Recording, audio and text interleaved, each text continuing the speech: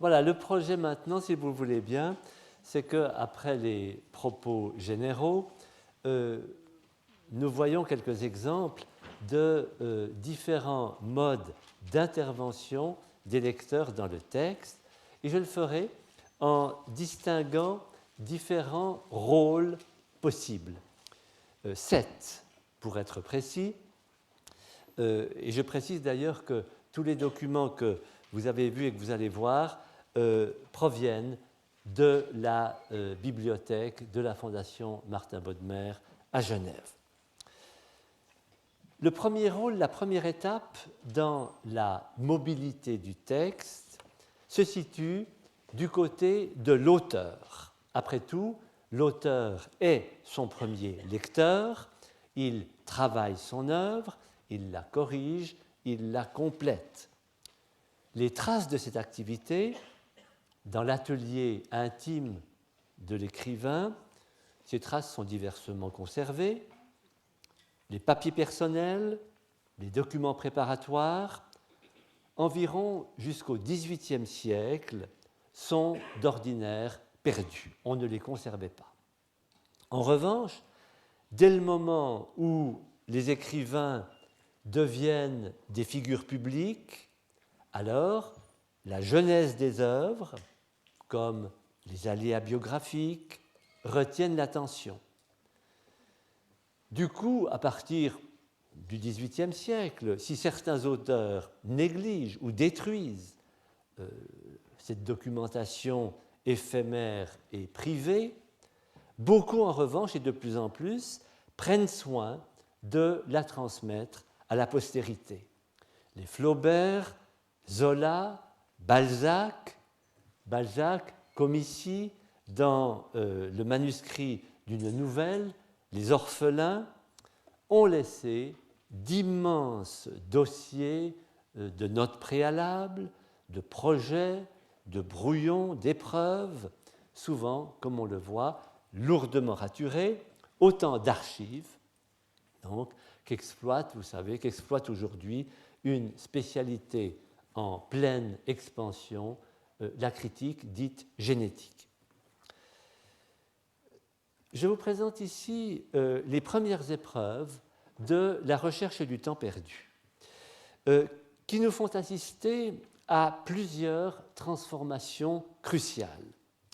Ici d'abord, vous le voyez, ça n'est pas peu de choses, celle du titre.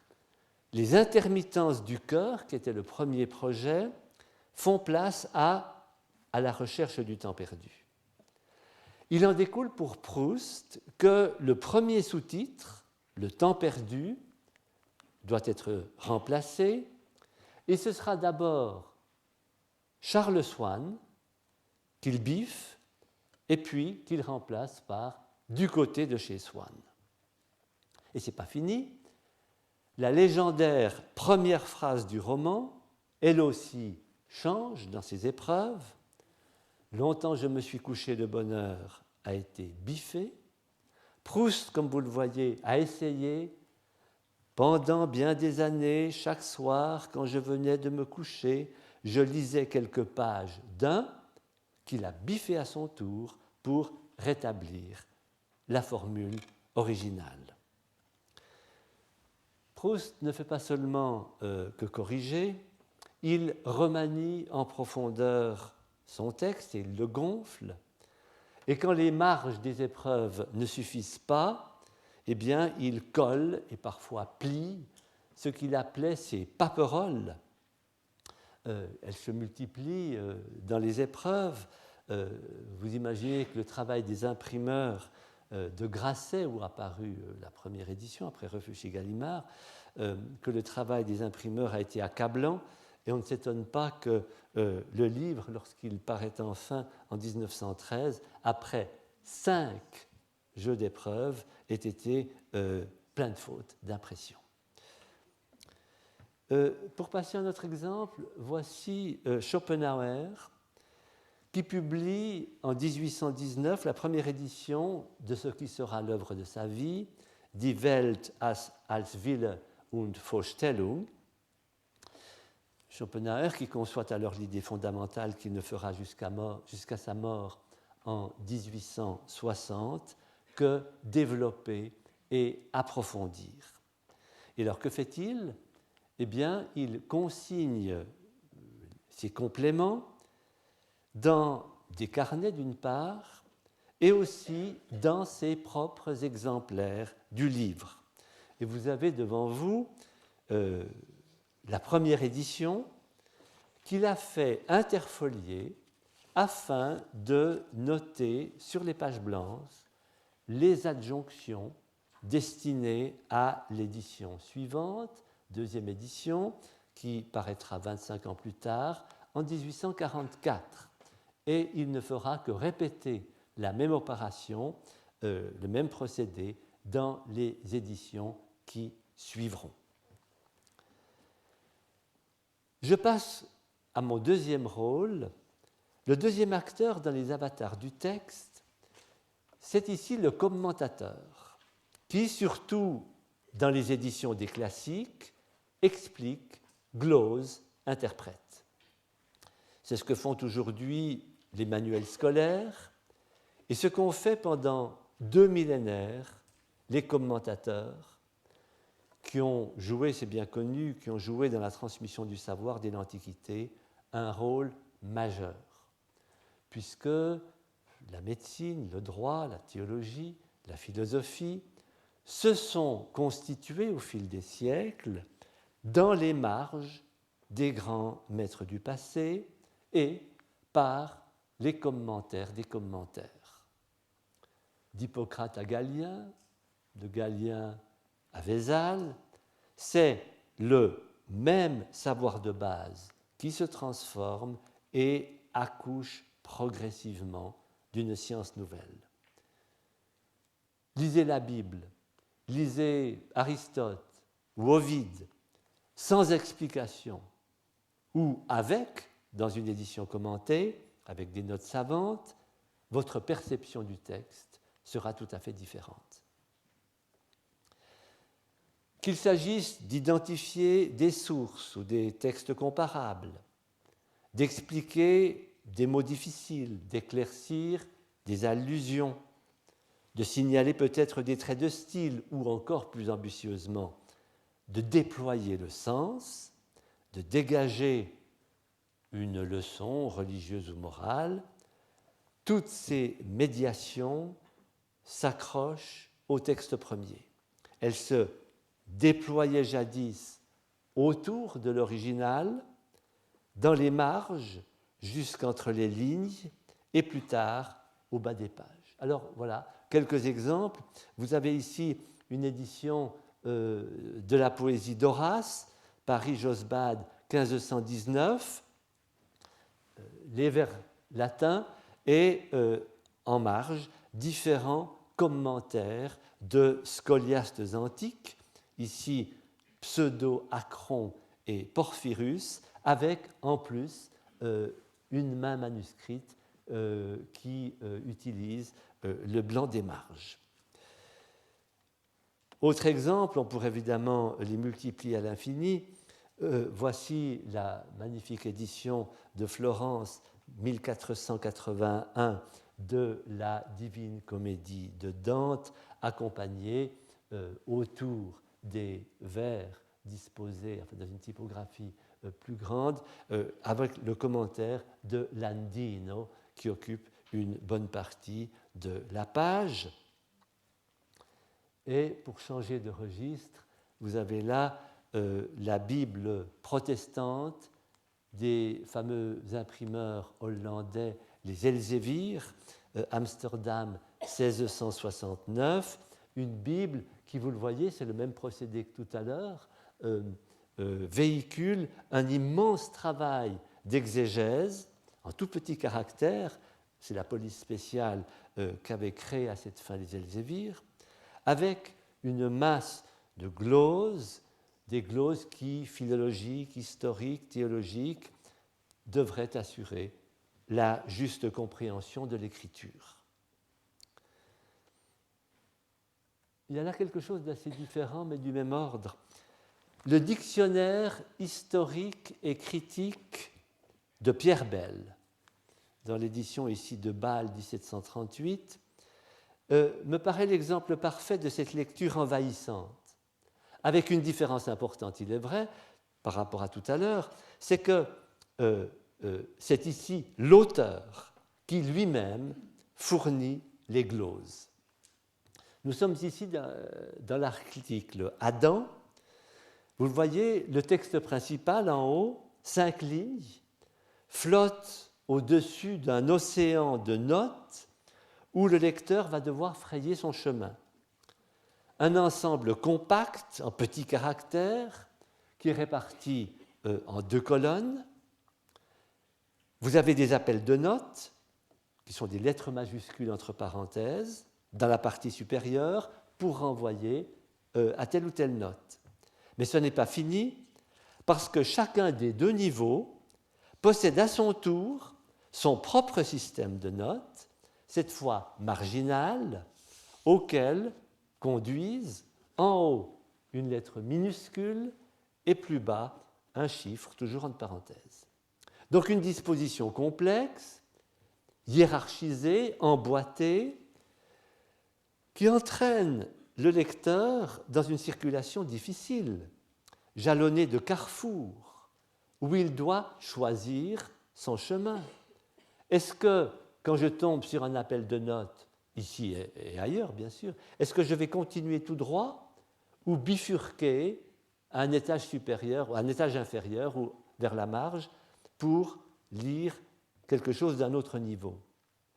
Une démarche qui, vous le voyez, est comparable à celle des pages web, même espace divisé en fenêtres, même étagement d'hypertexte, même liberté d'un navigateur qui organise librement son parcours.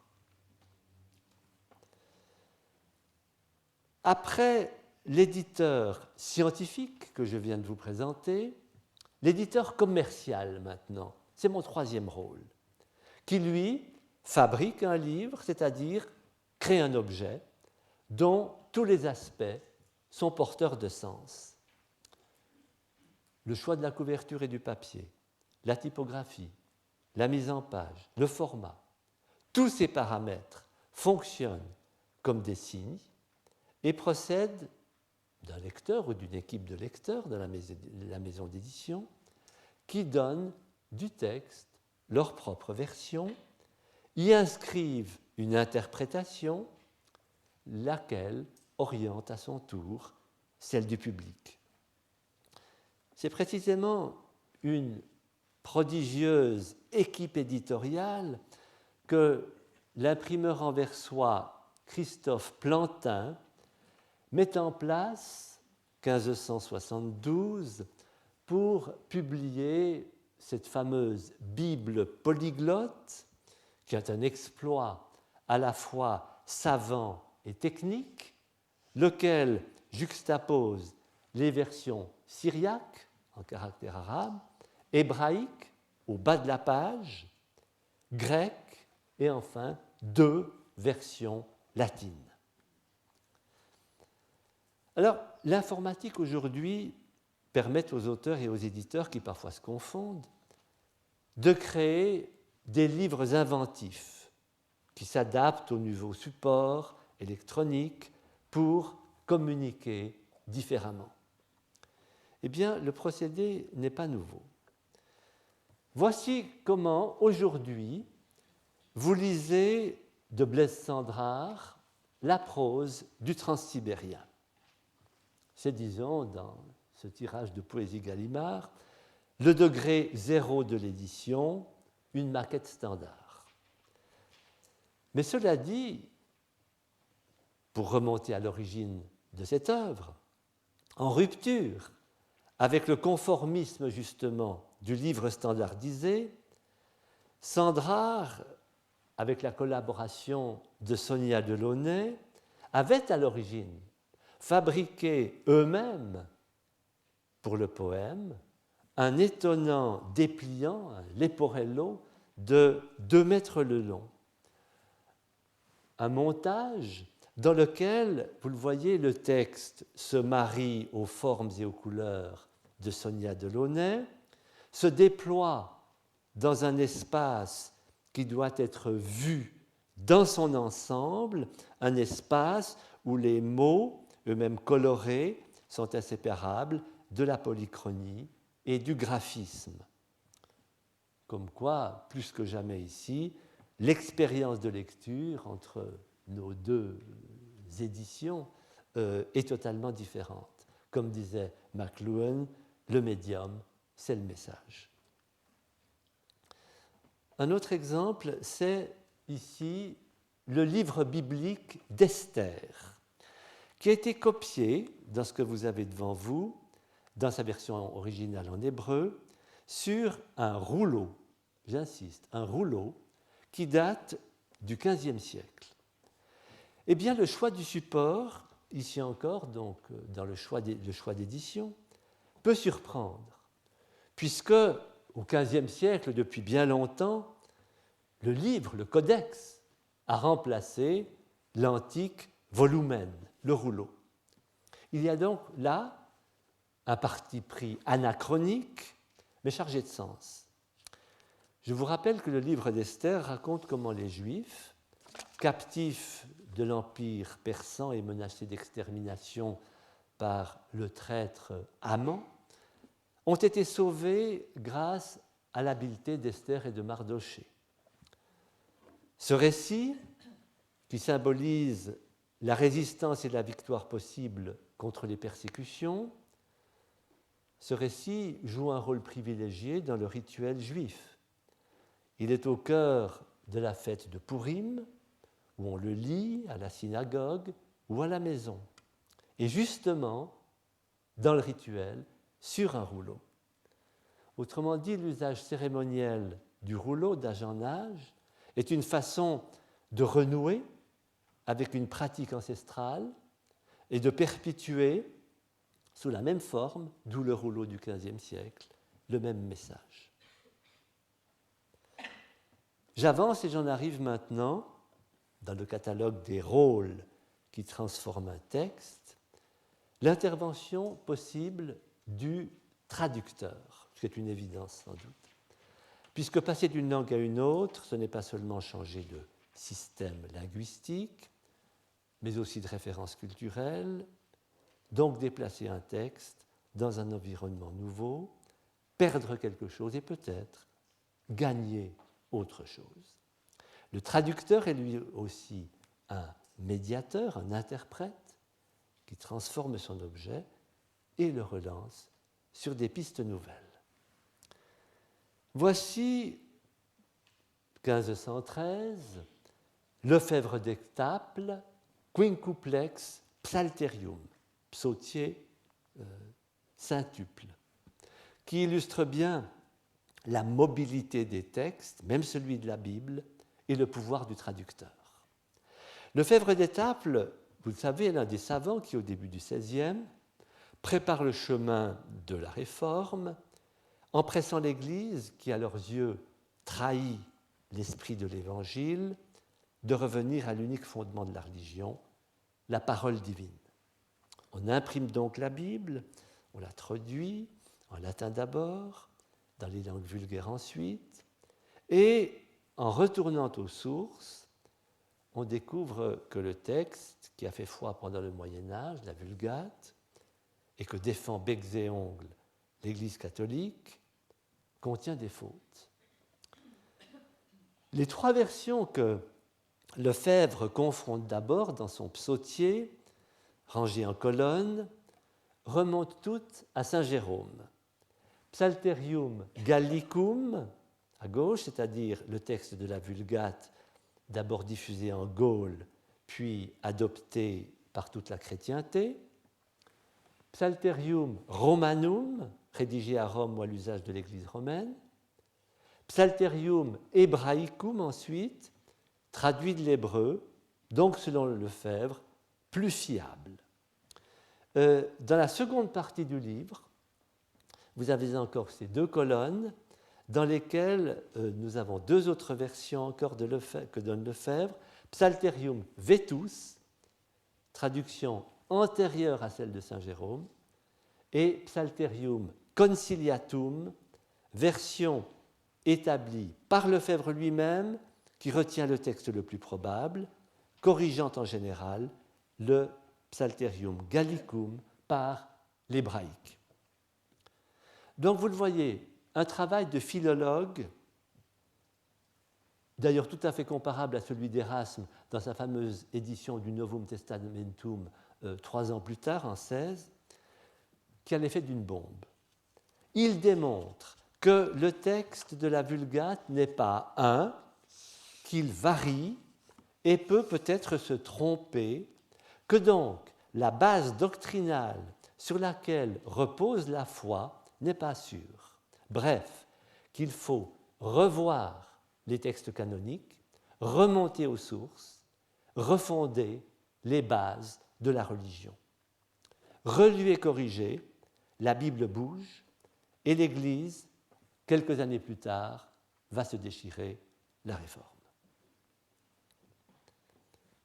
Rôle suivant, l'illustrateur, qui à sa façon change de langue en donnant sa propre version du texte.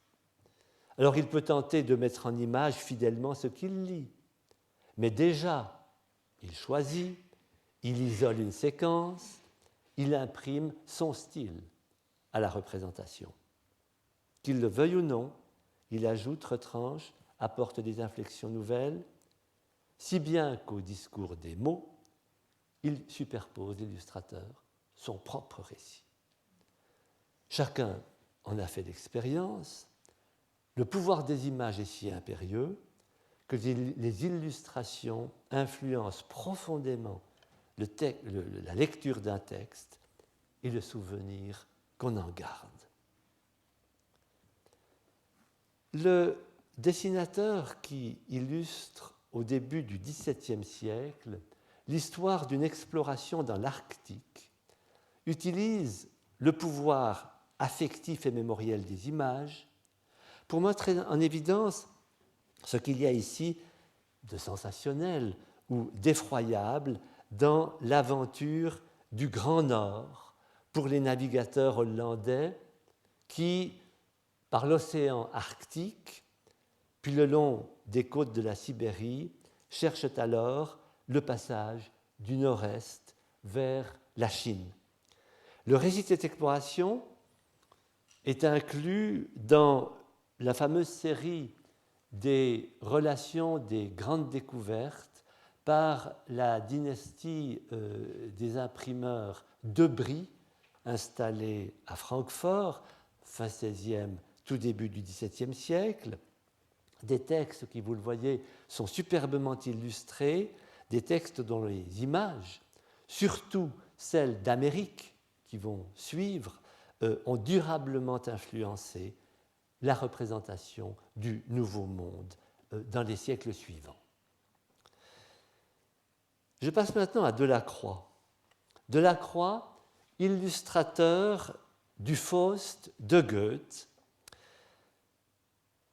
illustrations qui paraîtront dans la traduction d'Albert Stapfer en 1827. Un bon exemple d'une illustration qui est aussi une interprétation. Car Delacroix livre une vision très personnelle du texte, sombre, violente, démoniaque, une quintessence, si vous voulez, de fantasmagorie romantique. Comme on le voit ici, c'est le frontispice, le personnage principal de la pièce pour lui, ce n'est pas Faust, mais c'est Méphistophélès. Nous avons ici une version préliminaire au Lavis, auquel il prête, dans sa forme humaine ou diabolique, une allure terrifiante. Delacroix insiste aussi, plus tard dans son illustration, sur les scènes effroyables, comme ce sabbat de Lémur et autres démons, où Faust voit arriver sa bien-aimée Marguerite, ou cette chevauchée cauchemardesque de Faust et Méphisto dans la nuit du sabbat.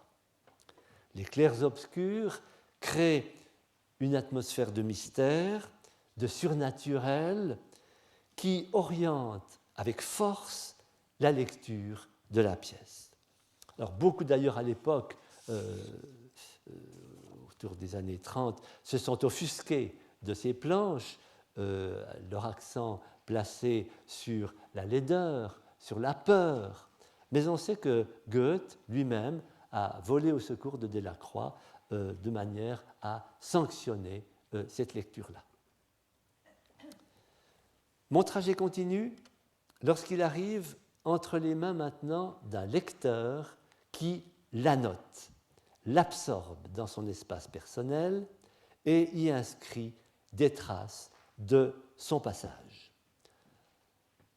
Alors c'est bien connu, soulignement, bifure, marque d'approbation ou d'indignation, tout cela et davantage peut envahir les blancs de la page, de même que des éclaircissements que le lecteur apporte à soi-même pour outiller sa lecture.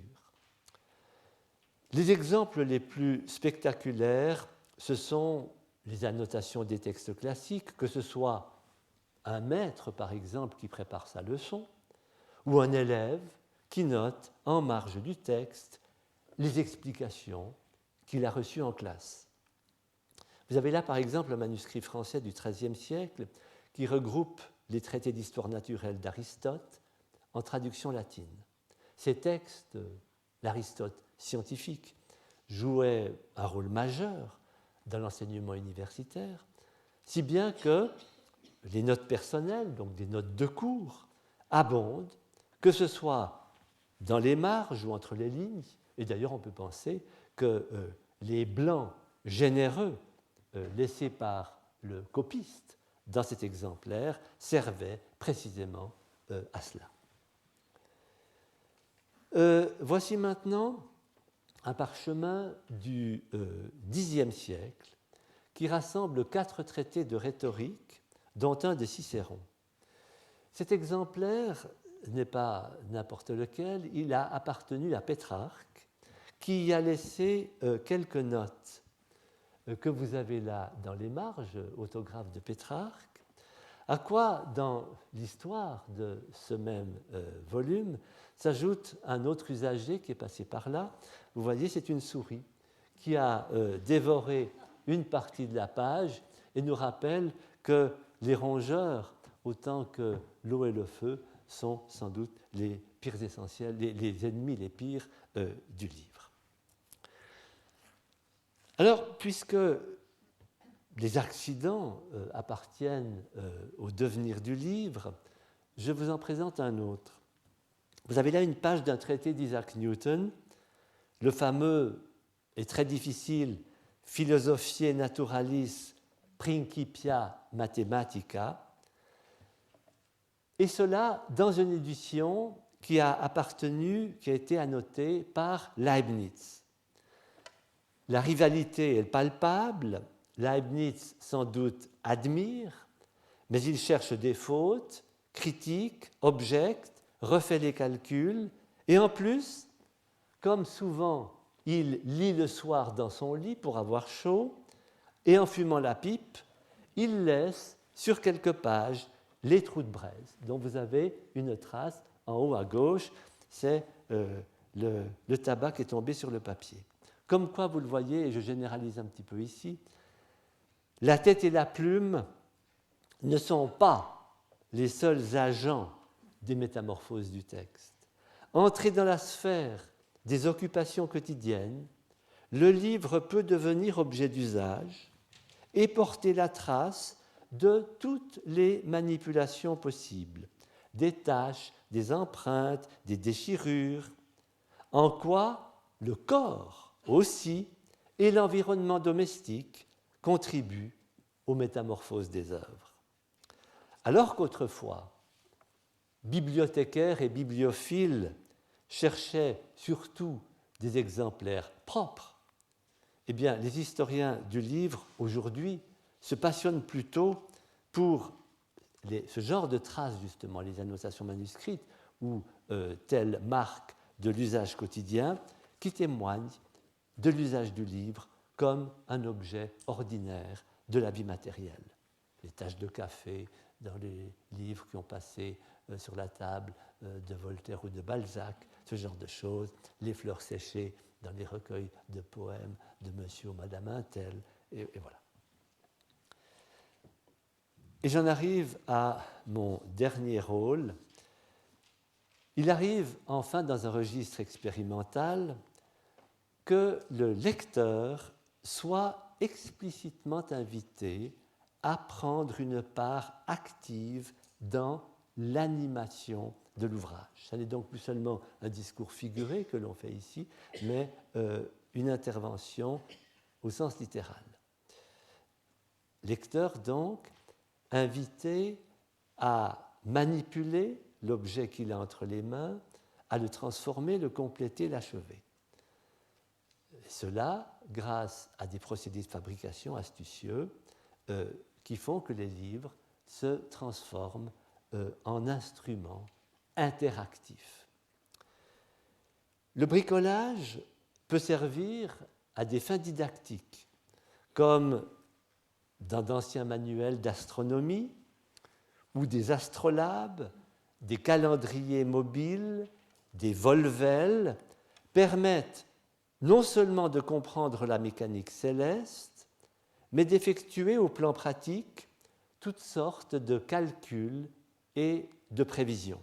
Vous avez devant vous l'Astronomicum Caesareum de Petrus Appianus, qui avait été l'astronome de Charles Quint, début du XVIe, un chef-d'œuvre éditorial dont les illustrations fonctionnent sur la page comme des objets à 3 dimensions, avec, vous le devinez ici, des disques superposés qu'on tourne pour établir telle configuration astrale. Donc un système qui devait permettre aux lecteurs profanes de l'époque de comprendre les mouvements de la sphère céleste sans devoir recourir à des calculs complexes. Alors, l'éventail des instruments de papier est très nombreux et varié. Il n'est pas réservé au discours scientifique. Je vous donne ici cet exemple qui est du milieu du XVIIe siècle.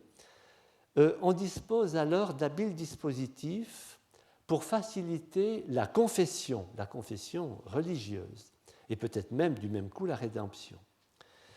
Comme dans, c'est son titre, cette confession coupée, où vous voyez des languettes de papier détachables, ou non, qui peuvent être repliées, énumèrent tous les péchés possibles. Alors que fait le pénitent? Son livre en main, eh bien il fait son choix, il repère les péchés qui le concernent et qu'il va devoir confesser, il les rabat sur le côté du livre, tend son volume au confesseur pour avouer ainsi tacitement ses fautes sans devoir ouvrir la bouche. Toujours dans l'idée qu'un livre doit être complété et animé par le lecteur, alors vous avez toutes sortes d'inventions ludiques, souvent destinées aux enfants, comme dans ce bel album de Keith Haring, l'artiste pop new-yorkais, le grand livre des petites choses, en traduction française, qu'il a offert à une petite fille pour qu'elle joue avec. Et dans ce même registre, et pour finir, je vous montre quelques livres-objets de Michel Butor, qui associent des bribes d'écriture sur d'étranges supports à toute espèce de forme et de matière. On les déplie, on les ouvre, on les touche, on joue avec, comme pour soustraire la lecture à l'empire exclusif des mots et en faire une activité globale, intellectuelle et sensuelle, plastique, insolite, synesthésique. Livre d'artistes, livre d'enfants mobilisent donc différentes facultés, différents gestes, et chacun à sa manière font de la lecture un acte de création. Je conclus en disant que, après d'avoir énuméré ces différents rôles possibles du lecteur, que par gain de clarté j'ai distingué, vous doutez bien qu'évidemment, il va de soi que plusieurs interventions peuvent s'accumuler, comme en palimpseste, dans l'histoire d'un même texte, au fur et à mesure de son progrès du manuscrit à l'imprimé, en passant entre les mains de différents acteurs possibles, éditeur savant et éditeur commercial, peut-être un traducteur, un illustrateur, un lecteur qui annote son exemplaire, etc. Une fois lancée dans l'espace public, l'œuvre commence donc une histoire imprévisible entre les mains de lecteurs qui se l'approprient et y débusquent des valeurs nouvelles. Suivre un texte en aval, à travers ses avatars, ses rebondissements, c'est peut-être risquer l'anachronisme, mais c'est aussi rendre hommage à la créativité de l'œuvre, montrer comment, ranimée par ses lecteurs, elle vit, parle encore, éclaire le passé, tout en se projetant dans l'avenir. J'ai tenté de rassembler quelques épisodes significatifs, quelques traces visibles, concrètes et sensuelles de cette histoire, une histoire qui a duré et durera aussi longtemps qu'il y aura des textes à lire.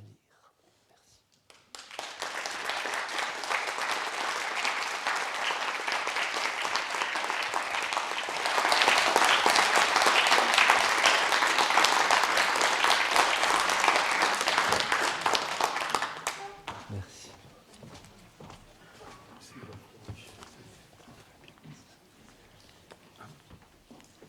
Je remercie très vivement Michel Gendret pour cet exposé qui est une vraie ouverture